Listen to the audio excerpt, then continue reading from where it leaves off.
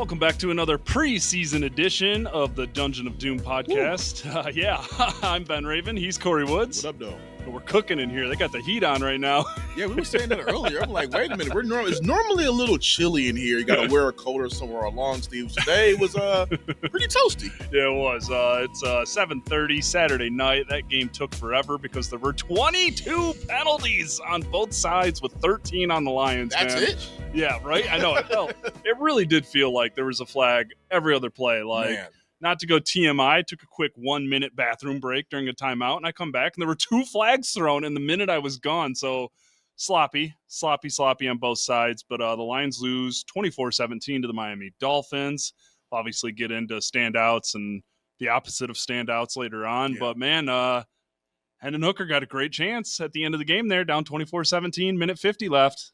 I mean, that's what I was saying. I was right next to you. I said, hey, is this going to be the Hendon Hooker redemption drive? And for a minute, It definitely looked like it. I mean, sharp throws. He made some tough ones to Jackson Meeks, Ronnie Bell, and then just that last game-sealing interception to Ethan Robinson. I mean, you can nitpick the throw, and I'm pretty sure many people will, but that was just a hell of a play. Yeah. I mean, it was. Dude, I had to really watch. I'm watching it in real time, and I'm like, what the heck just happened? Like, did he catch that? And looking at the replay, I'm like, wow. Yeah. That was. I mean, I have a quote from Hooker on that play because a lot of people were talking to him. And he says, on the last throw, he says, I wouldn't do anything different. Ethan Robinson, made an amazing play. My mind's still blown. I've never seen someone jump so high to catch an interception, especially blitzing off the edge. That's an amazing play that he made. My decision was a good decision. I was thinking, get the ball into the flat, might be hot, real quick game, maybe 7 yards, get out of bounds, stop the clock, and have an opportunity to go for the end zone. It's a fair quote. I mean, my mind was blown too. And I mean, we're not here to talk about the Dolphins' 7th cornerback or whatever, right. But shout out to that guy because he leaped up to knock a pass down and realized he could pick it. And I mean, it was done just like that. Because like you said, he looked good in the up-tempo kind of 2-minute drill situation. Because for a minute there, it was like, all right, the Lions are doing him no favors. Couple penalties, negated a touchdown scramble by him, had a couple of throws called back. But at the same time, Hendon still was clearly the worst quarterback of the 2 we saw today. And I'm just going to let Dan Campbell speak it here. He was asked if it was Kyle Allen's job to lose in regards to QB2, and we'll just let him do the talking for us right here. Yeah, I mean, he's playing better. So I would say that right now, if you're saying if you had to go in with a 2 right now, who would you trust more? Yeah, I would trust Kyle more because he's proven more after these 2 games. But we're still going to coach Hooker up. We're still going to see what's there and see if we can get him better. I mean, we still got a little bit here. And that's as pretty clear as it gets right there. And it's fair. It's fair because Kyle Allen, let's see here. I know he was 14 of 17. Yeah, 14 of 17, 124, 2 touchdowns. Great 2-minute drill to end the first half there. And I mean, his only 3 incompletions were like those erratic high throws early on. And I mean, let's nitpick here. The ball hit TeSlaa in the hands. Yeah. It hit Meeks in the hands. And I think the other one was Tom Kennedy too. Yeah. Those are tough catches. I'm not dogging on any of those 3 guys, but like, he still put it where it needed to be. Right. Not where it needed to be. It was high, but like gave him a chance. Other than that, clean. Very clean. Very clean. Showed the command of the offense. Showed poise in the pocket. My one nitpick was when he scrambled outside the pocket and still made that illegal throw. I'm like, whoa. They took forever to throw the flag on that. I'm like, this is the play you haven't thrown a flag on? I was like, why did he scramble? He's 2 yards past the line of scrimmage. But outside of that, I mean, he played as well as you could ask him to play. He really didn't want to give too much of a grade on his performance. He pretty much kept it diplomatic, but passed the credit on to everybody else and just said, who knows where he's at right now. But I mean, hey, you may not know, but Dan said where you're at for him. So absolutely, that's what matters. It's really put the Lions in an interesting spot as we sit 10 or 11 days out from cutdown day. Is Hendon Hooker part of their future? Do they still want to develop him? Because if they do, they're going to have to keep 3 quarterbacks right now, and that kind of tightens the bubble at receiver. The defensive line guys, the defensive back guys. like that's tough, man. This is not what anybody kind of expected. Where Kyle Allen to come in here and decisively, I'll use that word, decisively take the poll on the QB2 job, because it is his job to lose. I remember I said he was my You dark did, horse. and I was like, no. He was my dark horse. But again, I said I thought he could make it interesting, but I still agree that it was Hendon's job to lose because of what they invested in him. Yeah. And I you know, you can say there might have been some things unfair to him, you know, dealing with a couple of new offensive line guys moving around. But at the same time, regardless of that, some of his decision making is really what stood out. I mean, the guy scrambled him way into a sack, which is just, and he's still showcasing a little bit of indecisiveness in the pocket and when to get the ball out. So I do not. It's not that. It's kind of weird because it's like it is. You can't put him on the practice squad. You know because he's gonna get signed away for nothing. Absolutely. But does he have a trade market? So no. It's no. So it's they're gonna be in a really weird position because Kyle Allen hasn't done anything to deserve to get cut. No, not at all. No. So it's I will say this. I don't have a read on it because I'm like. If I had to make my projection, I wouldn't have Hendon on it. But again, I don't think you can just let a third rounder just go. Can you? Just let him go for nothing? I don't. It's literally what kept me up doing my roster projection last week. I'm going to do a roster. I'm going to wait to do my final roster projection after the last preseason game next Saturday, just to kind of let the cookie crumble a little more. We will have some looks at the bubble tomorrow and midweek too, just to evaluate the situation. But like, I'm with you because I know it's kind of like he had the stop and go start to his career with the injury at Tennessee, but it's year 3. It's year 3. And best case scenario, his trade market, heavy finger quotes for those listening on the audio medium. I think like best case scenario is like a conditional 7th router. Yeah. Like at the very best case scenario, but like, I don't know, man. It's Kyle Allen is QB2. Yeah. And Hendon's got to hope that they see something to build for the future, or it's going to be a pretty tough conversation to have there because 6 of 13, 61 yards, the interception. You mentioned the first sack. Unlike last week when the pass protection sucked, it was pretty clean, and he scrambled right into it. Yeah, and then the second one, he was standing like a statue, and I don't know how he didn't fumble. Yeah. That's what got him yanked in the first half in Atlanta last week. The ball security, and he didn't lose it today. It's really hard to trash him for that late game interception here because it was just a heck of a play. And sometimes players just make plays. And shout out to Ethan Robinson. We now know your name. But yeah, that's kind of where it stands with QB2, and that's kind of like the one big thing to watch for in these games because with a roster like this, the bubble gets really tighter. One of those other spots where they've got some interesting choices to make, it's not just Dominic Lovett in the mix for wide receiver 6. It's Jackson Meeks. I mean, Ronnie Bell repped with the first team offense and joint practices some this week when they had some injuries. I like Jackson Meeks a lot. Dominic Lovett had the nice heads up play on the fumble recovery. I know the guy muffed the punt, but like he was there to make the stop. The ball bounced and he was still there to recover it. I really like those two guys. It's going to be tough to keep 6 wide receivers. It is. I don't know how you do it. Like you said, with so many so little spots available. Yeah.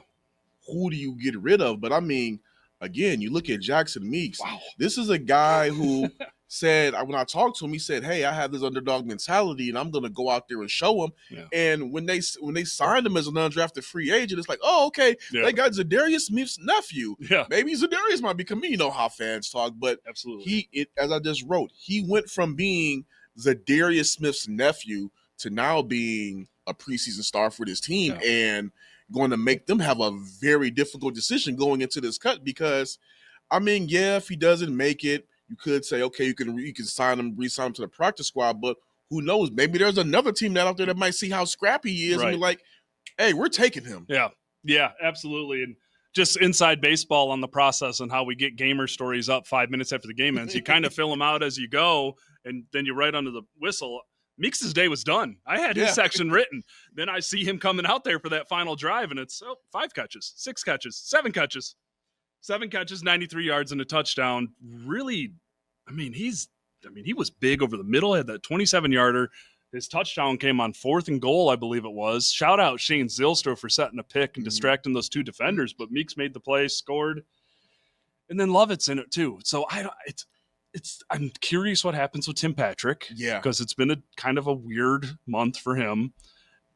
And then we've got everybody's favorite, who is locked in. Oh, yeah. Oh, not even a question, but like, is he gonna like be wide receiver 3 when the season starts? And that was something I was talking to a couple of friends about. They're like, well, I would kind of like TeSlaa to sit back and be a rookie and learn. But I'm like, hey, if he's up coming out and balling, dude, you can't hold it back. You can only hold it back so long. And I want to see how he looks with some first team reps on the golf. Hopefully we get to see some of that this week. But I mean, with Tim Patrick not practicing, I mean, we talked about this last week. You got to have some packages for this guy in week 1. Yep. He's only making that case even stronger now. Yeah, and it's my gut still tells me Tim Patrick will be there when the season starts. I think why you're seeing them pull back now is maybe he wasn't responding. I mean, he said it himself. This camp is hard. I've worked so hard this offseason. I'm pissed off that it's going the way it is right now. I think there's still some trust in Tim Patrick. Dan Campbell has been quick to defend him every chance he's got, and that's fair. That's fair. But we need to see TeSlaa repping with the first team in practice. Like, it's time. He's here. Yeah. And he is back-to-back weeks. He has made a midair contested touchdown catch. He hit Cornell Armstrong with the stutter step, contorts his body, makes the play. He finishes with 4 catches, 41 yards, and a touchdown. I say you don't even put him on the field for the preseason game next Saturday. Oh, yeah. You get him into those joint practices with the Texans. You say, go out there and work with Jared Goff in the first team against the Texans in this next round of joint practices this next week. He's earned it. Yeah, I believe so. He's big. He's fast. He's physical. He is not scared of nothing. Just a cool. I wrote another. We had a couple TeSlaa headlines today because it's the preseason. Yeah. He's popping. Y'all love him, and he's balling out. But like, he just keeps having like the coolest moment of his life. Like, this was his first game at Ford Field since he starred for Hudsonville Unity Christian. That's crazy. I think he threw a touchdown, ran 2 touchdowns, and had 2 interceptions in a state championship win. He's like, that was the coolest moment of my life, walking out on that field. Then playing like that and winning the title was the coolest moment of my life. And then I get drafted by the Lions, and that's the coolest moment of my life. And then I come out here and catch a touchdown, and that's the coolest moment of my life. He is racking them up. Dude, he's a baller. Yeah. He's a baller. He's a game changer, game breaker. A potential game breaker. Yeah, for sure. I mean, another weapon for this offense. Just what they need. Yeah, I know, right? There's so many mouths to feed. John Morton's joked about it. I mean, Laporte has joked about it. I mean, there's a lot of mouths to feed on this offense, but what a good problem to have because TeSlaa is big, outside, physical, worked in the slot in college. Now he's working on the outside a little more, and we'll see what happens, man. I think the great thing about it, too, is that when you have St. Brown, you have Williams, you have TeSlaa, none of those 3 guys are really the same. No, not at all. And then Tim Patrick is like the Josh Reynolds mold with a little more height on him. And then you got Khalif Raymond, the always overlooked gadget, slat, utility, all-pro punt returner. I mean, Khalif's going to have a role on this offense. Khalif's been great in training camp. We don't talk about it much because it's Khalif. Yeah, it's kind of, where they sometimes will ask Dan Campbell, do you take Amon-Ra St. Brown's work ethic for granted? And he's answered that, glowingly over and over. But Khalif Raymond is right up in there. Since day one, he's been a guy that has always been very dependable. And when his number is called on, he produces. Yep. And offensive side of the ball, I'm just going through bubble stuff here. I think Zylstra's locked in as the tight end 3. I don't think there's much discussion there. Offensive line, we'll see. It's always tough for us to talk about offensive line right after the game. I like to watch the film back before I start talking crazy on the O-line. Nothing glaring besides all the penalties today, it seemed like. Like, even we talked about the Hooker 2 sacks. Like, those are on him. Yeah. Like, those are 2 I put on him, and not just because I'm a big guy. But but the reason why we talk about why this Kyle Allen and Hendon Hooker development, because there's so many bubble guys worth on the defensive side of the ball that would be great on this roster. Nate Lynn, who Brad Holmes spoke glowingly about during the broadcast. Yeah, that's who I asked Campbell in the post-game press conference. Like, man, Nate Lynn, he got hurt in the preseason last year, couldn't do practice squad, couldn't practice, and he comes back and he's better. And he's just like, it's him, Keith Cooper, Miles Adams, and then you got Ukwu, who had a sack, got it called back on somebody else's penalty, and then goes out and gets a sack on 4th down. And it's just like, these are some guys that would look good on this line, but then it's just because Pat O'Connor was back today too. They love him. Al-Quadin Muhammad, that's another guy. He don't need to play in the preseason again. That guy's good. Like that's good. But like, man, Nate Lynn, I know he didn't have nothing standout pass rusher, but like the play he made on that swing pass to the running back for the tackle for loss, I'm just like, man, like there's some speed and burst and power and just tenacity there. And Al-Quadin Muhammad, they ran like a bubble screen, I think it was. They went for a big game. Grant Stewart misses the tackle, and it's Al-Quadin Muhammad from the other side of the field who chases this guy down and gets him. He don't need to play next Saturday. He's on. Like he's in your rotation. But I don't know, man. Any other defensive takeaways? I thought it was a pretty feisty day for the secondary too, all things considered. Yeah, I don't really have too many other than that, just pretty much solid play. I'll have something up tomorrow on the Rocky scene. Another solid performance. Pretty sure he's got to be another guy. That's a lock. Just all eyes are really today just on that offense and that QB2. And I keep trying to get Nick Whiteside on my roster too because it's like, dang it, if they only had 2 quarterbacks, I think I could do this. But it's a really interesting situation, and it's 10 days out from cut day. There's some interesting decisions to make. I mean, I think you hear the confusion in our voice when we talk about Hendon Hooker because it has put them in a weird spot, man. It really has. And I mean, gosh, just because we talk about Meeks and we talk about Lovett and we talk about Cooper and Ukwu and like, dang it, there should be a spot here for these guys, but it's a better roster than it's ever been too. Yeah. I mean, going into this, you would think that, okay, Hooker's going to be QB2. At worst, Kyle Allen will be a practice squad arm, but that's not looking like the case. And I think one thing the Lions are probably kind of there could be some trepidation for them is like, what if they get rid of this guy and he goes elsewhere and becomes what they thought he could be? Mm-hmm. But again, he hasn't done it here, and it's like it's a rock in a hard place. It is tough because this is like technically his second active season. It's a 3rd-round pick that, if I remember correctly, they traded up to get him. Just another one of those guys. Man, just looking through some stats here today. It's the preseason, so these always don't. The Lions were 1 of 12 on 3rd down today. I loved seeing Dan Campbell go for it on multiple 4th downs. It's the preseason. Yeah. Put some pressure on these guys. You can't simulate pressure, but when the pressure comes to you like that, and look who it was. It was Kyle Allen. It was Jackson Meeks making plays, man. And then I go back to it. That final 2-minute drill with Hooker was good. There was some good things there. Some good things there. What a wild finish to this game, too. I mean, down 7, less than 2 minutes left. I thought Quinn Ewers could have put the game away with a scramble to the end zone. I think he made a business decision. I was wondering, like, okay, I'm glad you said it because I looked at it in real time. I'm like, maybe I don't know football like I thought I did, but I think he could have got in there if he wanted to. Yeah, and I forgot who it was. Like, that guy made a preseason business decision. I was like, you know what? That's fair right there. That's fair. Another guy that I'm just in love with, and we'll talk about a couple of these guys before we get out of here. Grant Stewart, man.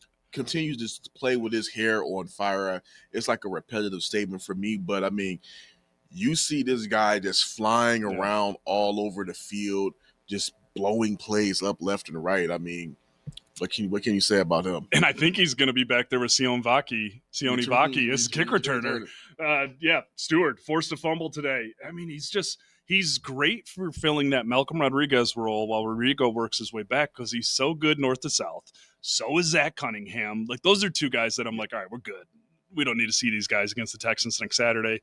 Get them out there repping higher in joint practices. But, yeah, Stewart's been great. Somebody else today that didn't go away quietly was Ezekiel Turner. I think he had 9 or 10 tackles today, active, was on that taxi squad last year for him down the stretch. we'll see what's up, man. But this is what I wanted. The Lions had 10 pass deflections today. That's what I meant by feisty secondary. I think Hallett had 3. Yeah. Luke Barku, Miller with 2, Whiteside with 1. He had one heck of a play, Barku. Yes, he did. And Eric Hallett, that's someone we haven't said on the pod either. He had to break up to force the late field goal that kept him in the game when Ewers could have ran him through to the end zone. There's just some good defensive backs in here, too. And you mentioned Rock. Rock's a lock. So is Avonte Maddox. Those guys have a chance to be really saving graces for them if anything happens this year because they're both playing corner. They can both play slot. They're both getting reps at safety. So that's good stuff there. It's to get 2 veteran free agents like that who immediately fit what you're about, who add the versatility. It's good stuff. But we've got another round of joint practices this week, Kory. Just one session with the Texans. What do you want to see in those? Who are you watching? Well, I'm definitely going to be watching. We're all going to be watching the QB2 battle. But one thing I want to see if Dominic Lovett's going to step up and make a name for himself. I mean, we all feel that he's just going to go ahead and make this roster. But when you look at the production from Meeks over the past couple of weeks, and you look at Lovett, it's like, okay, yeah, you would say Lovett's the guy, but how can you really favor him over Meeks at this point? That's the internal conversation I've been having with myself too, because I really like Lovett. I really like him. Special teams, potential returner if they need one, gunner reps. Like that was a great rep today, recovering the fumble that we talked about. But like Meeks as a receiver, can you do enough as a special teamer to make them keep you? Yeah, so I just want to see him get featured a lot more in the practices week because, like you said, we know TeSlaa is a lock. He's a lock for playing time. Yeah, playing time. So it's like, okay, go ahead and let Lovett and Meeks get more reps with the first and second team. Let them go ahead and get out there and then get their beak wet, and especially in that next preseason game. Yeah, because those are guys that we need to see from. I want to see more from Zach Cunningham. I mean, he's already been playing great, but just to see, okay, I think he's pretty much good. They're high on him, but. It is interesting because he has been so good, but then he's playing so many snaps in the preseason too. But I think he's in. I really do think the linebacker room is kind of set. I really do. I mean, it's Barnes, it's Campbell, it's Anzalone, it's Stewart, Nowaski, and Cunningham. Just because I think that they have spent so much time with Nowaski. They wanted him back so bad last year. Yes, he has not stood out big time in the preseason games, but there's a lot of trust there. He plays the Sam. He can move around a little bit. I'm going to be looking at guys like Nick Whiteside. I'm going to be looking at guys like Eric Hallett and Ian Kennelly. Correct pronunciation, finally. Thank you. Shout out to I'm not giving you no credit. Shout out to Ian Kennelly. I was going to say that. Yeah. I was going to give I'll do it. I called my sister and asked her. I was like, how do you say that? It's Kennelly. I go up to him. I ask him. Yeah, it's Kennelly. The little Grand Valley connection, clearing things up. I know. We've been telling the beat that this week too, and they're like, "Are you serious?" So, the last guy we'll get out of here with is Sione Vaki. Great to see him back. It's been I think he got hurt very early in camp. Looked like he was maybe going to play in that Atlanta preseason game. Then they didn't have him out there for the practice or that preseason game. He was out there today. 5 carries, 30 yards. That's what he needs. More work at running back because he once again proved he's a great special teamer. First punt coverage rep of the season for him. Huge hit, forces a fumble, Lions ball. He's a bad man. He's very versatile. The one thing that really stood out to me and it didn't pop up in this game because obviously we're not as close as we are in the practices, but you spoke to this guy. He's really soft spoken, but when he's on the field, he is a pit bull and he's loud. Yeah, I'm like, I didn't know his voice could get that high because when they were doing the joint practices, doing some red zone action, he kind of broke through. He broke through a couple times, and each time he's screaming, and I'm like, oh, yeah. Okay, that's why they got you. Yeah. You do have that in you. He's got that smooth, low talk to him. He's got the church singing voice. Then, I love to see his fire. He is such a good special teamer. I just want to see him grow more as a running back. I think we know the physicality and just the many things he can do, but it's like, man, you're kind of a untapped raw running back. 5 carries, 30 yards, made some good cuts today. I love his cuts. His jump cuts through the hole are really special. If they can that's someone they could find a package for, because the thing that he has been good at since he got here, natural pass catcher. Yeah. Like, I don't understand how he's such a natural pass catcher. I mean, but hey, they got John Morton. He's been kind of doing a little tinkering, a little bit of things with the offense. So maybe he'll go ahead and find something for Vaki to do, because when you have a guy that is that talented, you got to find a way to use him, even if it's not as much as you would use any other running backs. Just find something for him. Yeah, for sure. So, it's the first game at Ford Field of the football year. 47,684 people That's here. a nice amount for a preseason. Very game. impressive crowd for a preseason game. Very impressive pregame. Lions fans, y'all are all in. I love to see it. It was a great crowd here today. Lions do lose 24-17. Had a chance at the end.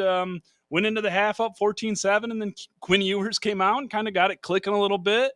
The Lions were able to force that late field goal, but then Hendon Hooker's pass was intercepted somehow by the grace of God. Just a guy blitzing off the edge, jumped for a tip. I have to go. I still have to go when I go watch back. I still have to go look and see how high this dude jumped, because I looked again in real time. It's like, why are they so? I know he didn't bleep and catch that. I mean, I know. I was like getting ready to oh goodness, we're going to overtime. But that I think that's about all it does it for us here. We're getting down to the wire. Joint practices with the Texans are for Thursday. That preseason game is back here from Ford Field, 1 p.m. Saturday. Once again, love a 1 p.m. start in the preseason. That's been nice. Absolutely. We'll have we'll probably do a podcast coming out of joint practices. We'll see. We'll play that by ear. We're back into a week mode. It's time. It's coming, man. I know. When I saw that cut day was coming, it was like, wow, we're getting into it. We're getting into it. And you know what's crazy? When you see that training camp schedule come out, daunting. At first it's daunting, Yeah. But then it's like, wow, Yeah. we're at the end. I know it. Yep. So Lions are off Sunday, back Monday, back Tuesday, off Wednesday, joint practices. We'll be there. We'll be there loud and proud. We're going to play out with a clip of Isaac TeSlaa, just because I thought it was an awesome clip, him talking about his journey, and I don't think you guys can get enough of him, so we're going to keep milking that. And this has been MLive's Dungeon of Doom podcast. I'm Ben Raven, and he's Kory Woods, and here's Isaac TeSlaa. I was here in 2018 for the Michigan State Championship, Division 6, and I remember walking out that tunnel and being like, this is the coolest moment of my life. And I go out there, I think I had a passing touchdown, two rushing touchdowns, a couple interceptions, and I'm like, man, that's the coolest moment of my life. Then I get drafted by the Lions. That's the coolest moment of my life. Now I'm walking out the tunnel as a Lion, scoring touchdown. I mean, I'm just so blessed. So thankful to God. He's been so faithful to me. How many family do you have, friends, family did you have? A lot of people are here. A lot of people are here for sure. I don't know the exact number. I'm sure my mom could tell me. She kind of takes control of all the ticks and stuff. She's got an Excel spreadsheet and everything. So I know there's a good amount of support from back home today.